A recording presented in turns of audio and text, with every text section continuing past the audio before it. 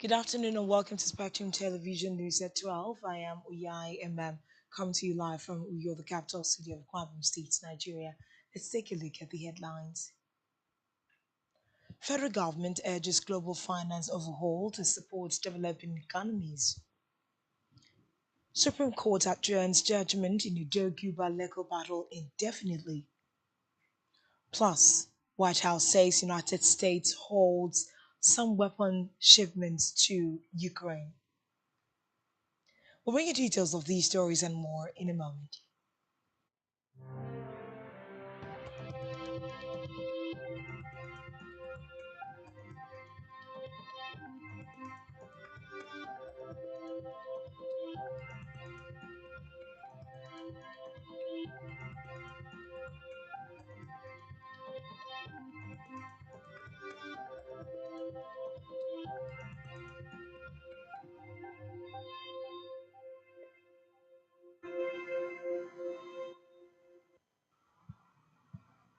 Good afternoon and thanks for joining us. We begin this afternoon from the national scene where the federal government has called on the international community to rebalance global financial systems to better capture the economic realities and development needs of countries like Nigeria and other emerging economies. Speaking at the fourth International Conference of Financing for Development FFD4 in Sevilla, Spain, the Minister of Finance and the Coordinating Minister of the Economy, Wale Edun, appealed for reforms aimed at boosting economic growth, strengthening fiscal policy, and advancing sustainable development across developing nations.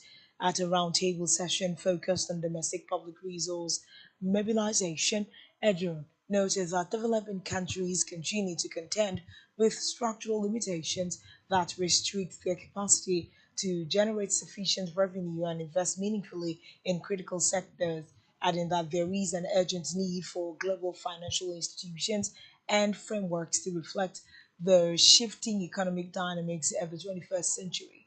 Beyond domestic reforms, Edun urged international partners to commit to fairer tax practices and more decisive action against illicit financial flows, issues that have long disadvantaged African economies.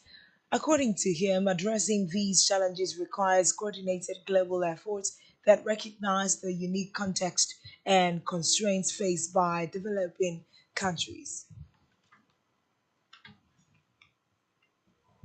In the meantime, the Minister of State for Defense Bello Matawale has called on military authorities to adopt clean energy solutions by integrating compressed natural gas CNG into their logistics operations and building supporting infrastructure across military bases. Speaking in Abuja during the commissioning of over 80 CNG powered vehicles for the defense headquarters, Matawale said the shift to cleaner energy is key to tackling modern security challenges and reducing fuel costs. Matawale said the Defense Ministry, under his supervision, would continue to support policies that improve national security while aligning with the country's environmental and developmental goals. He praised the military for embracing the initiative with what he described as commendable enthusiasm and urged the High Command to do more by setting up CNG refueling stations and training personnel to manage the new systems. Meanwhile, the Minister of Labour and Employment, Muhammadu Dinyadi, has said children are divinely created to enjoy their adolescent age through play, not to carry heavy loads or engage in rigorous tasks. He said this in commemoration of the 2025 World Day Against Child Labour and Special Children's Conference on the elimination of child labour. According to Dinyadi, children have a right to dream, not to be compelled to work long hours. The minister rallied stakeholders, including the International Labour Organization, Nigeria Employers Consultative Association, and organized labor to intensify advocacy for the elimination of child labor in Nigeria. Denyadi, however, expressed satisfaction that a recent report by the ILO and UNICEF confirms that the number of children involved in child labor around the world has dropped from 160 million to 138 million. Move down to the judiciary, where the Supreme Court has adjourned indefinitely judgment in the legal battle of the Edo State governorship election petition. The apex court adjourned the judgment after taking arguments for and against the election that produced Senator Wanda Webelo as the duly elected governor. Justice Garba Lawal, who presided over the hearing of the appeal filed by Asfe Igodalo and the People's Democratic Party (PDP), said that the date for delivery of the judgment would be communicated to the parties involved. Igodalo, whose appeal was argued by Ken Mosia San, prayed the Supreme Court to remove Webelo and pronounce him as the winner of the election. However, the Independent National Electoral Commission (INEC), represented by Kanu Agabi's son, asked the apex court to dismiss the appeal in its entirety. In another development, former Senate President David Mark has officially resigned from the People's Democratic Party (PDP), bringing to an end his decades-long association with the party he helped found. Mark, who played a key role in shaping the PDP since its inception, announced his resignation in a letter. The development follows his recent appointment as one of the interim leaders of the coalition backed African Democratic Congress (ADC), a move that signals a shift in Nigeria's evolving political landscape. In his resignation letter addressed to the PDP leadership in Otukpo Ward 1, Benue State, Mark cited the party's deep seated leadership crisis and irreconcilable differences as the reasons behind his departure. He, however, lamented that recent internal conflicts have severely weakened the party, adding that the decision to leave the party came after extensive consultations with family, political allies, and close associates. In education, the Registrar and Chief Executive of NAPTEP, Dr. Mohammed Aminu, says prioritizing vocational education and trade centers can significantly improve the current state of Nigeria's economy. Aminu made this known while addressing the media at Federal Science and Technical College (FSTC) Lagos after monitoring the ongoing 2025 May-June NAPTEP examinations nationwide. The examinations include the National Business Certificate (NBC) and National Technical Certificate (NTC) for students in Lagos. He stated that any nation that neglects vocational and technical education is heading for failure, urging revival of trade and vocational training centers. He stressed that reviving trade and vocational centers is Nigeria's best hope as artisans and technicians drive every functional economy. Moving down to Africa, where Oman's foreign minister joined his Egyptian counterpart in Cairo for meetings about regional tension following the 12-day Israel-Iran war. Badr al-Busadi called on Washington and Tehran to stabilize the ceasefire and return to negotiating table. The two ministers also discussed the ongoing conflict in Gaza. Egypt's foreign minister, Badr Abdelati, told reporters that the situation is extremely complex, adding that the Israeli side must take its decision on the ceasefire as quickly as possible. Abdelati noted that Egypt is ready to host an international conference on Gaza's recovery and reconstruction once a ceasefire is reached. On the foreign scene, United States President Donald Trump says Israel has agreed to the necessary conditions to finalize a 60-day ceasefire in Gaza. Trump said during the proposed deal, US will work with all parties to end the war. Israel's ambassador to the United Nations, Danny Danon, said that Israel was absolutely ready for a ceasefire, but it was not clear whether Hamas would accept the conditions of the proposed deal. Trump's announcement comes before a meeting with Israeli Prime Minister Benjamin Netanyahu, scheduled for next week, in which the US president has said he would be very firm. Still on the foreign scene, the White House says that US has halted some weapons shipments to Kyiv as Russia's war against Ukraine has intensified. White House spokesperson Anna Kelly said the decision was taken to put America's interest first, following a Department of Defense review of US military support and assistance to other countries. The US has sent tens of billions of dollars in military aid to Ukraine since Russia launched its full scale invasion in February 2022, leading some in the Trump administration to voice concerns that US stockpiles are too low. Reports say the Ukrainian government has not commented on the announcement. Still to come in the news. Real Madrid eliminates Juventus, qualify for Club World Cup quarter-final. Stay tuned for details of this and more in a moment.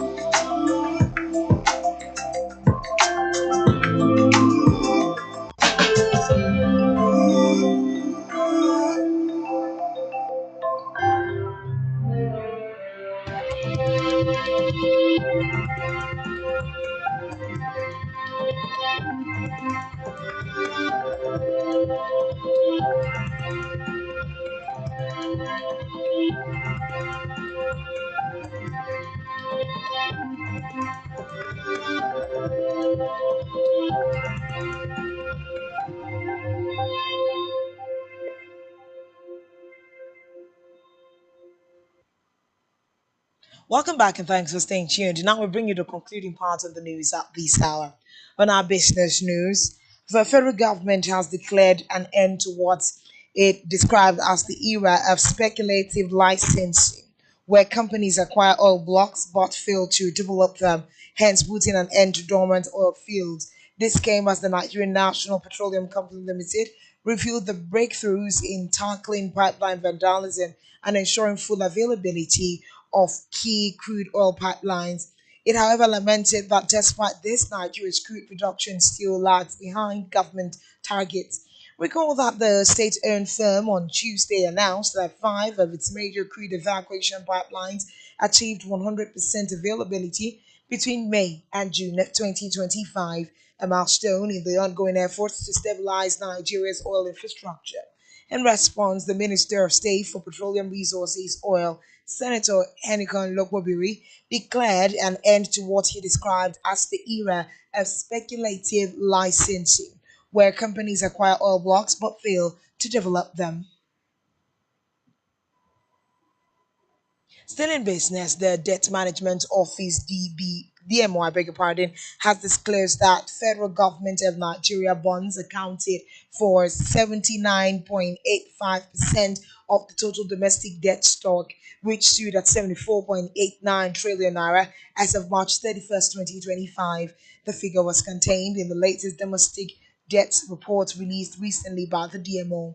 According to the breakdown, federal government of Nigeria bonds amounted to 59.8 trillion naira, comprising 58.39 trillion naira in naira denominated bonds and 1.41 trillion naira in US dollar denominated bonds. The report also showed that Nigerian treasury bills made up 16.96% of the total domestic debt stock, amounting to 12.7 trillion naira, while federal government of Nigeria sukuk stood at 992.6 billion naira, representing 1.33%.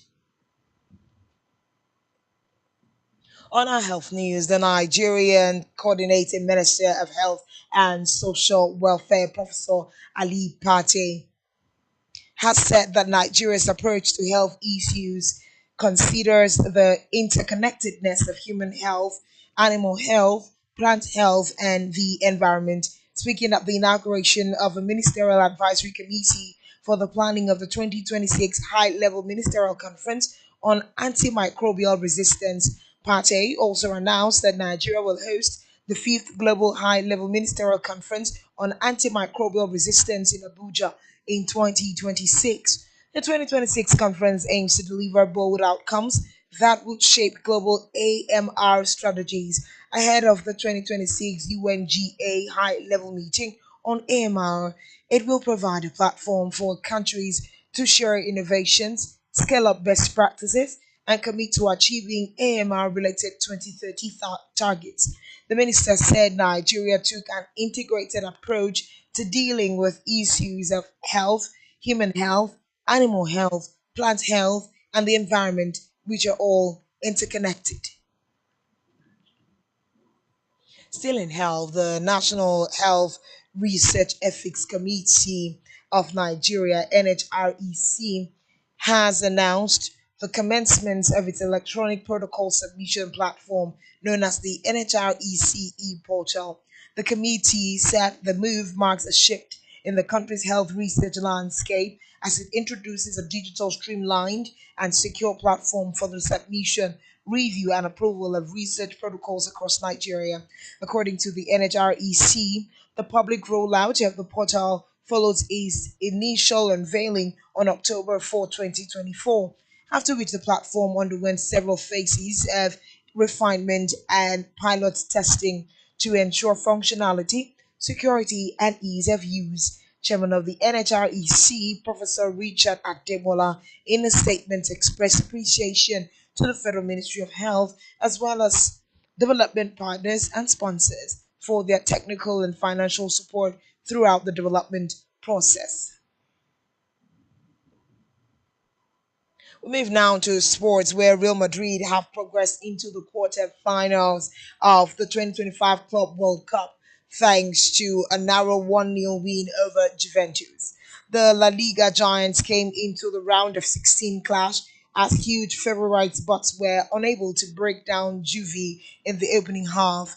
However, Gonzalo Garcia's second half header in the 54th minute was enough for victory. Madrid will now face either Borussia Dortmund or Monterrey for a place in the semi-final. Still in sport, Novak Djokovic overcame physical issues to join Jannik Sinner in the Wimbledon second round, but third seed Alexander Zverev was stunned by Frenchman Arthur Renisegnek, seven-time champion.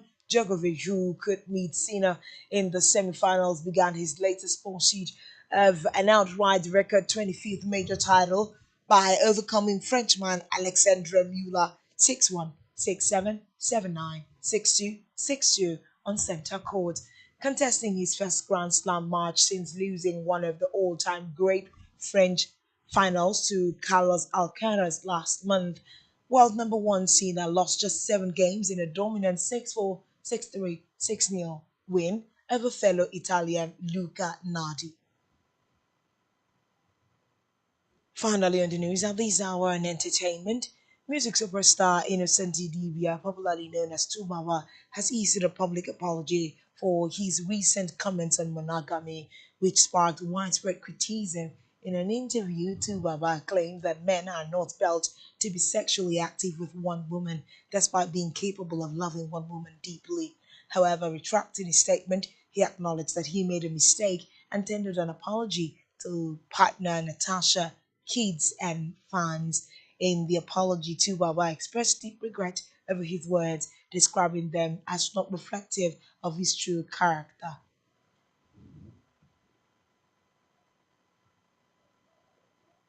And that's all we have on the news at this hour. Do well to follow us on social media, subscribe to our YouTube channel, all of which you can find on our website, spectrumtvlive.ng.